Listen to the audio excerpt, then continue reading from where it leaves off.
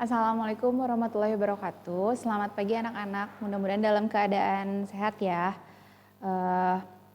Pagi hari ini Ibu untuk materi kali ini Ibu mau melanjutkan materi mengenai persamaan trigonometri. Nah, yang kemarin kan Ibu udah menjelaskan mengenai fungsi sin ya. Nah, sekarang kita ke fungsi cos dan tan. Nah, jadi untuk yang fungsi cos sama seperti yang kemarin. Jadi ada rumus dulu, terus kita menyelesaikan mengenai persamaannya. Nah, untuk fungsi cos rumusnya beda. Kan kalau kemarin fungsi sin itu berarti alfa, terus ada yang dikurangi 180 derajat. Nah, sekarang kalau misalkan dalam fungsi cos berarti kalau dalam derajat cos X sama dengan cos alfa, X1 sama dengan alfa ditambah K kali 360 derajat. Nah, X2-nya sama dengan negatif alfa ditambah K kali 360 derajat. Nah, kalau dalam bentuk radian berarti cos X sama dengan cos alfa, X1 sama dengan alfa tambah 2pi, berarti 360-nya kita ubah menjadi 2pi, ditambah, bentar Ibu lupa, ini ditambahin K ya, K dikali 2V, terus ini juga sama, K dikali 2V. Nah, sekarang kita langsung ke contoh. Tentukan himpunan penyelesaian dari persamaan 2 cos X min akar 3 sama dengan 0. Nah, intervalnya itu X-nya harus lebih dari 0 derajat dan kurang dari sama dengan 360 derajat. Sekarang coba kita selesaikan. Berarti 2 cos X min akar 3 sama dengan 0. Berarti kan 2 cos X min akar 3 sama dengan 0. Nah, yang min akar 3 ini kita pindah ruas dulu kayak kemarin. Berarti 2 cos X sama dengan akar 3. Nah, setelah ini berarti cos X sama dengan akar 3 per 2. Soalnya di sini ada angka 2-nya. Nah, ingat-ingat ya, kemarin ada yang nanya ini. Bu, kalau misalkan akar 2 per 2 itu maksudnya kenapa jadi 1 per 2 akar 2? Nah, kenapa seperti ini? Soalnya di sini itu ada angka 1 tapi tidak dituliskan. Berarti kan jadi sama aja kayak setengah akar 2. Misal nih, akar 3 per 3. Berarti ini juga sama kayak 1 per 3 akar 3. Kayak gitu ya, ingat-ingat ya. Nah, yang ini juga sama. Berarti ini itu sama kayak setengah akar 3. Kayak gitu. Nah, sekarang kita cari nih untuk menentukan alfanya. Berarti di dalam sudut istimewa cos berapa yang menghasilkan setengah akar 3? Berarti kan sama kayak 30 derajat ya. Nah, berarti ini itu adalah alfa.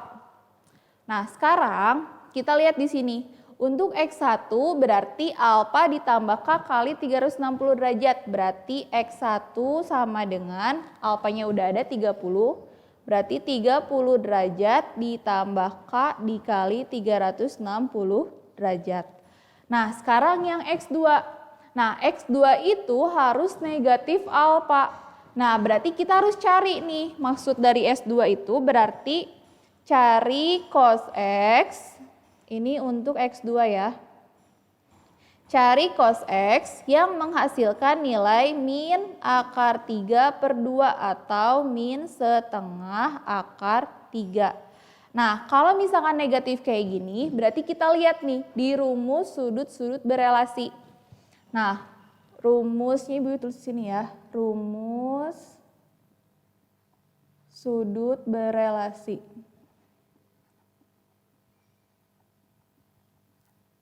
Nah, rumus sudut berelasi itu yang ada 4 kuadran. Jadi yang ada 4 kuadran. Nah, biar gampang cara menghafalnya, pakai kata-kata semua sindikat tangan kosong. Jadi semua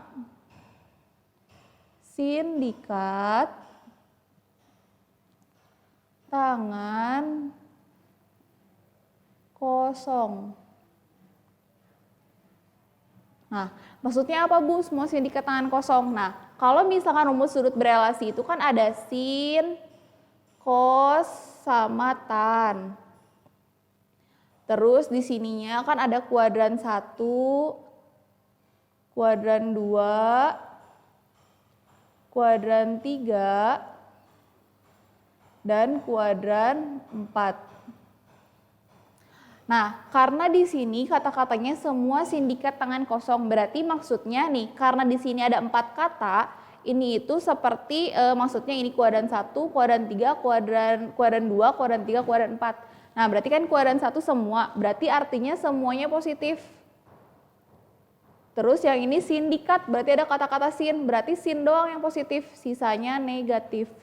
Tangan berarti sisanya negatif, yang tannya doang yang positif. Kosong berarti yang kos positif, sisanya negatif.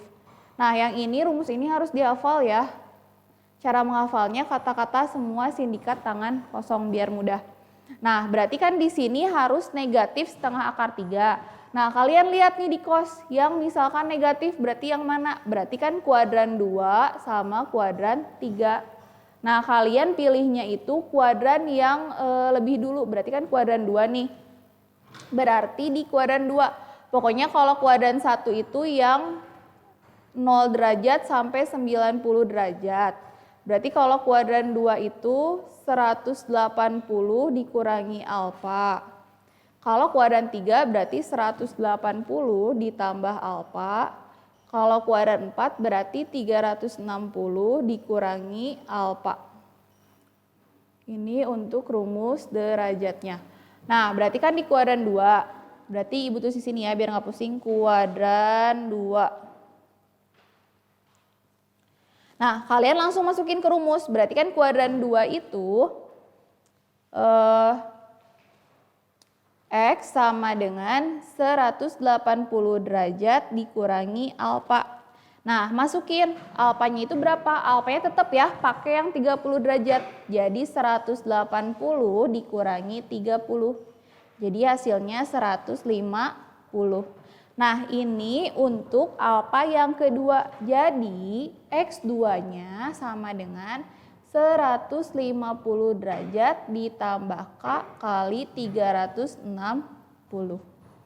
Berarti X1-nya udah ada, X2-nya udah ada. Nah, udah seperti ini kita cari derajatnya. Berarti untuk, lanjut ke sini ya. Berarti untuk K sama dengan 0. Kita masukkan ke X1 dan X2. Berarti X1-nya 30 ditambah K-nya kita ganti jadi 0 dikali 360. Berarti hasilnya 0 kali 360 jadi 0 ditambah 30 jadi 30. Terus X2, X2-nya itu 150 ditambah 0 kali 360. Berarti hasilnya 150. Nah, untuk K sama dengan 1, berarti kan kalau misalkan dikali 360 aja udah lebih dari 360 ya, berarti K sama dengan 1 nggak Ibu masukkan. Jadi untuk K sampai dengan 0 doang, soalnya kan K sama dengan 1 pasti melebihi dari 360. Nah, berarti himpunan penyelesaian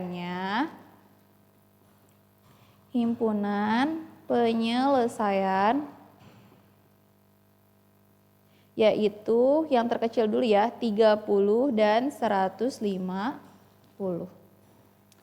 Sampai sini untuk persamaan kos mudah-mudahan bisa dipahami ya. Nah, selanjutnya kita masuk ke persamaan untuk fungsi tan.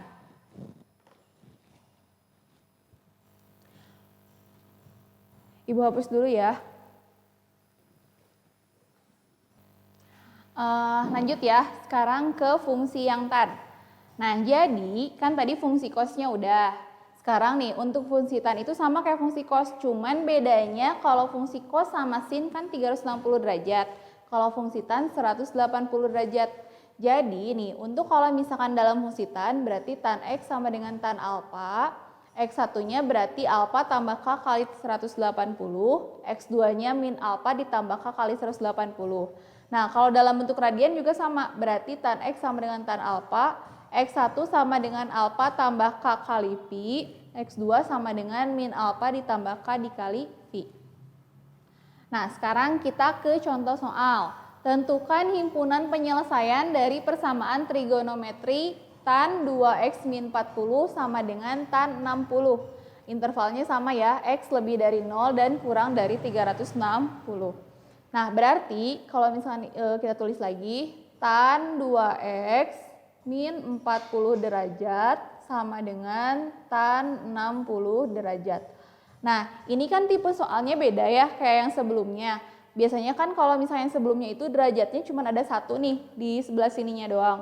Nah, karena ini ada dua, yaitu ada 40 sama 60, berarti cara penyelesaiannya kita pakai sifat yang pertama ini. Berarti tan X sama dengan tan alfa. Nah, karena ini sama-sama ada tannya, berarti kita bisa coret. Jadi 2X min 40 derajat sama dengan 60 derajat. Nah, berarti 2X sama dengan 60 derajat nih. Yang negatif 40-nya kita pindah ruaskan, jadi positif 40. Nah, di sini kan ada tambah K kali 180, tetap ya dipakai. Berarti di sininya tambahin, tambah K kali 180. Soalnya kan kita tetap mencari si konstantanya. Nah, berarti 2X sama dengan 60 tambah 40, 100 ditambah K kali 180. Berarti X sama dengan, karena di sininya ada angka 2, berarti semuanya dibagi 2. 100 bagi 2, 50 derajat, ditambah K kali 90. Nah, jadi ini adalah persamaannya. Nah, sekarang kalau misalnya persamaannya udah ada, langsung kita masukkan untuk mencari X-nya. Berarti kita substitusikan nilai dari K-nya. Berarti untuk yang pertama K sama dengan 0 dulu. Berarti X sama dengan 50 derajat ditambah 0 kali 90. Berarti kan 0 kali 90 itu 0. Berarti ditambah 50 jadi 50. Sekarang K sama dengan 1. Berarti X sama dengan 50 ditambah 1 kali 90. Berarti kan 1 kali 90, 90 ditambah 50 jadi 140. Nah, sekarang K sama dengan 2. Berarti X sama dengan 50 ditambah 2 kali 90. Berarti kan 2 kali 90 itu 180 ditambah 50 jadi 230. Dan sekarang untuk K sama dengan 3, berarti X sama dengan 50 ditambah 3 kali 90. Berarti 3 kali 90 itu 270 ditambah 50 jadi 320. Sekarang K sama dengan 4. Pokoknya harus sampai batas ini ya, harus kurang dari 360. Berarti 50 ditambah 4 kali 90. Nah, 4 kali 90 berarti 360 ditambah 50 jadi 410. Nah, karena ini melebihi batas interval, berarti yang ini tidak kita masukkan ya. Berarti yang dimasukin yang ini, sampai K sama dengan 3. Nah, jadi kesimpulannya, himpunan penyelesaiannya